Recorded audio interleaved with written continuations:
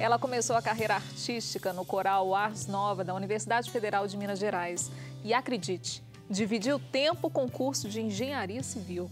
E como ela costuma dizer, ao invés de construir prédios, optou pela construção de personagens e de sonhos. Ao longo dos mais de 30 anos de carreira, gravou CDs, fez trabalhos para teatro, cinema, para televisão. Retratos de hoje tem o prazer de receber a cantora atriz mineira Thaís Garaípe.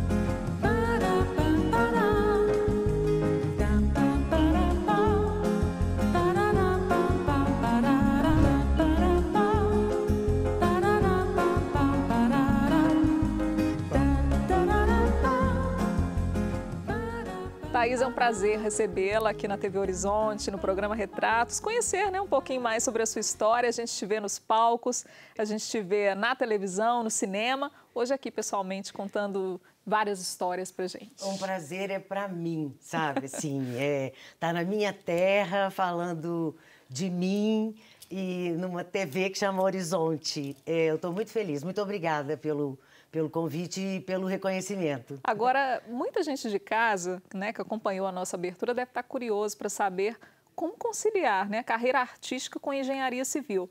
Porque são áreas tão aparentemente diferentes ou divergentes, né, Thaís? Mas foi tudo assim mesmo, né? Foi. É engraçado que desde pequena, eu gostava de cantar. Eu me lembro que minha mãe falava. Então, eu já sentia que eu tinha que eu acho que você... artística. Isso, eu acho que você nasce artista, você tem esse dom. E eu fui fazer engenharia civil porque a gente é meio perdido na época que você é obrigado a escolher a sua profissão. Né? Muito jovem, Eu me lembro que eu gostava de matemática, tinha facilidade para ciências exatas, mas, paralelamente, eu gostava de cantar.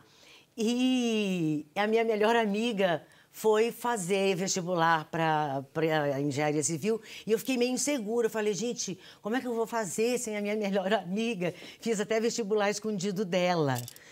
Quando ela viu, eu estava lá fazendo vestibular para engenharia civil. Na mesma sala? Isso, exatamente. Passamos e depois formamos juntas, inclusive.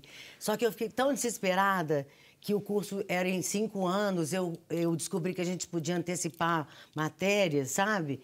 Que eu acabei me formando em 4 anos e meio para poder ficar livre logo e tudo. Mas isso não responde à pergunta que você me fez. Ou seja, eu dei um jeito de acelerar.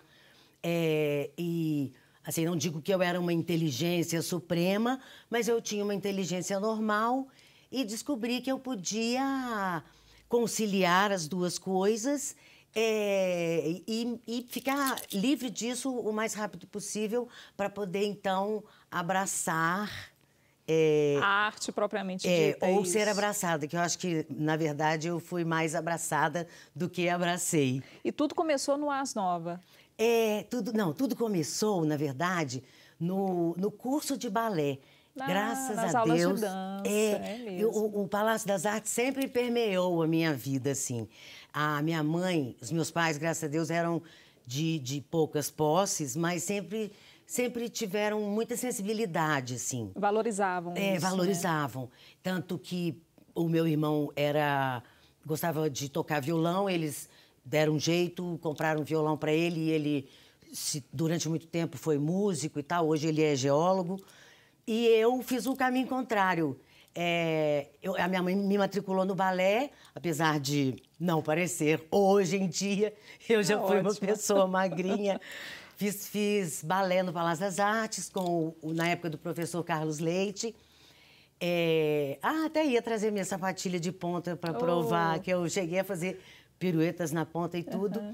E aí, eu me lembro que, nessa época, os alunos de balé foram sugeridos, houve um movimento para que os alunos começassem a estudar música, teoria musical. Aí, por causa disso, nós fomos, então, analisados, assim, vocalmente, vamos dizer, para ver se a gente tinha ouvido musical, essas coisas, uma vez que a gente dançava sob o som de uma música. E aí o maestro, na época, me disse, olha, você tem uma voz muito boa, muito bonita, por que você não vai fazer canto?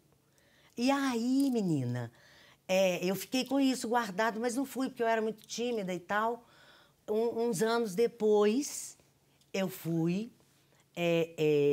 para o canto coral, mas por outros motivos, Sim, né? entendi. Não sei se você ia chegar lá. Sim. Mas tudo por uma aula de inglês, é isso? Exatamente.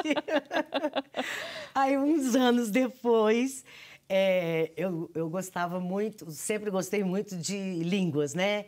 Sempre. Aí, meus pais não podiam pagar o curso de inglês para mim. Eu descobri que se eu cantasse no coral de uma determinada escola de inglês, eu poderia estudar de graça. E assim foi. Quando eu entrei para esse coral, a maestrina era esposa, para você ver como a vida vai te conduzindo. Os caminhos vão se abrindo, É né? impressionante, É assim. verdade. E eu fico lembrando toda hora da música como chama? Zeca Pagodinho, Sim, assim. Deixa a vida me Deixa levar. a vida me levar. E na verdade, eu deixei a vida me levar. E ela foi realmente me conduzindo para onde eu acho que eu tinha que chegar. Sabe, assim? Ou seja, ser uma atriz. Então, aí eu fui... Quando eu cheguei nesse coral, fiquei cantando alguns meses. Alguns meses, porque a maestrina, por causa da minha voz, falou, olha, eu acho que você tem condições de entrar para o coral Ars Nova. Olha, Veja. aí que surge. Coincidentemente, estão tendo vagas para contralto. Eu era mezzo-soprano na época, então eu fui me candidatar. Fui e passei. Pois é, e nessa, né, e nessa oportunidade, nesse momento, os horizontes, né, a gente está falando aí da palavra horizonte, os horizontes foram se abrindo, né? Nossa, Porque gente. foram oportunidades de viagem, Nossa. foram muitas oportunidades e um crescimento profissional e pessoal muito grande, né, Thaís? Nossa, assim, Você era muito jovem nessa época, muito, né? era jovem. E assim, hoje uma menina da minha idade já não é tão inexperiente, mas assim, a minha geração, com a idade que eu tinha, era mais reprimidinha, assim, e tal. Então, foi assim, se eu começar a falar, eu fico até emocionada, porque foi um desvendar, assim, a música. Foi o primeiro desvendar da vida para mim. Primeiro que logo no primeiro ano que eu entrei para o Coral Ars Nova, que foi em 79, eu fui parar nas Filipinas. Meu Deus. O máximo que eu tinha ido, assim, com o coral, né, era Rio de Janeiro, Recife, não sei o quê.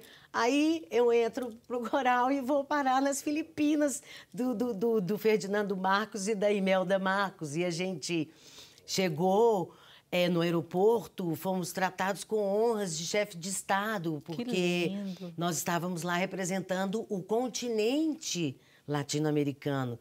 Aí ficamos num hotel com fundos para o Pacífico, Que sabe? maravilha, Thaís. Assim, E convivendo com aquela cultura toda, Exato. né? Conhecendo algo completamente novo. Exato. Né? E sem contar que o Ars Nova, através até do maestro Carlos Alberto, eu devo muito a ele, que Deus o tenha, o maestro Carlos Alberto Pinto Fonseca, que era um artista fabuloso, um artista... Eu aprendi muito de ser artista com ele, porque vivendo sob a batuta dele... Mas o que é ser artista? Ai, boa pergunta. Pois é. Boa pergunta. Eu acho que você ter a sensibilidade à flor da pele, sabe?